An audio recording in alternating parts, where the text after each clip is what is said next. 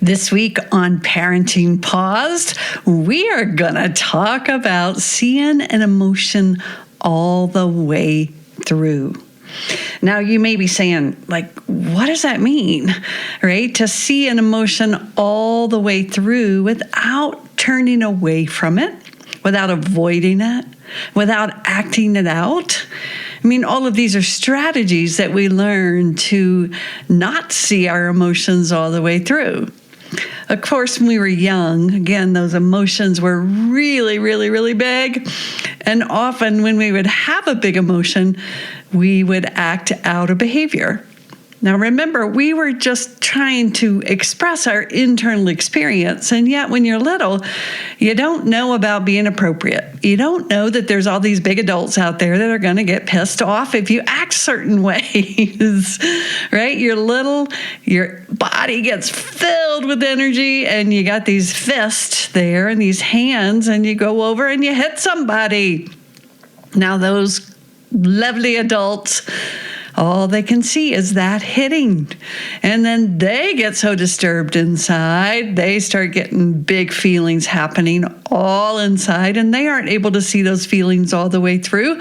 So now they behave. They come over and they punish, they consequence you, they tell you what you can do, what you can't. They just get after you, right? So we can see how this cycle happens where no one is able to feel the emotions all the way through. Now, of course, children are not able to do that without support. And what they need is the support of the adults. What that looks like, you may be asking, is that looks like we don't focus on behavior. And that is incredibly hard to do. I know you know this. It was incredibly hard for me in our culture. Especially like we talked about last week when you're in front of other people and you want other people to like you. You want other people to think you're a good parent. It's really hard to drill down, come alongside your child so they can feel that feeling all the way through. Now, what I mean by that is it's a little bit like an arc. So the feeling comes, it starts to build. At the height of its building, it may act out. It may avoid, it may turn away. But actually, if the feeling is supported, which means if we're an adult and we're able to be with the child, we watch that arc start to build. We can come alongside that child, put our hand on their back, and support them in feeling that feeling all the way through. It comes up into that arc like a wave, and then it will come down. And yet, most of us stop that wave or try to stop that wave or repress that wave. But you can imagine if you were in the ocean, that would be impossible, right? And those waves do arc and they come all the way down. So the more that we start to trust that feelings are like waves in the ocean, they're going to come and they're going to go. And yes, they may act out with behavior. But when we don't focus on that behavior and we focus on the emotion, supporting it to move all the way through, then the emotion doesn't get repressed. It doesn't get kind of stuck in the body. And if it does, then the next time that big feeling comes, that behavior may get more intense. And this is really hard for people to grok. The behavior gets more intense if the feeling gets more intense or the repression gets more intense inside. So the more that we understand this inside of ourselves, if we can stay with our feelings when they come, especially let's say your child acts out, then you've got all these big feelings rising in you. You may feel powerless. You may feel helpless. They start coming. And then you want to go tell your kid what they can do or can't do or punish them or whatever. What would it be like to stay with your feeling and follow it all the way through, to feel the wave, to feel that arc?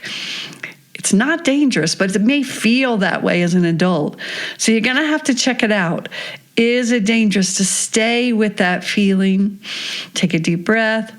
You might want to put your hand on your heart. That's what I always do when I've got those big feelings, so I can actually feel it all the way through to the other side, to the break in the ocean, let's say, to the beach. It goes all the way.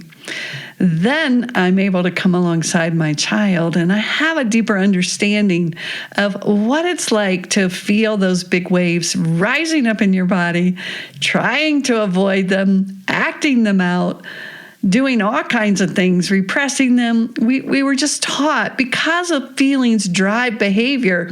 And often our behavior was hitting or biting or slamming a door, rolling our eyes. And because we've gotten so fixated on being comfortable instead of following that wave all the way through, which can be very uncomfortable, then we try to stop it. But let me tell you, go out into the ocean and try to stop a wave.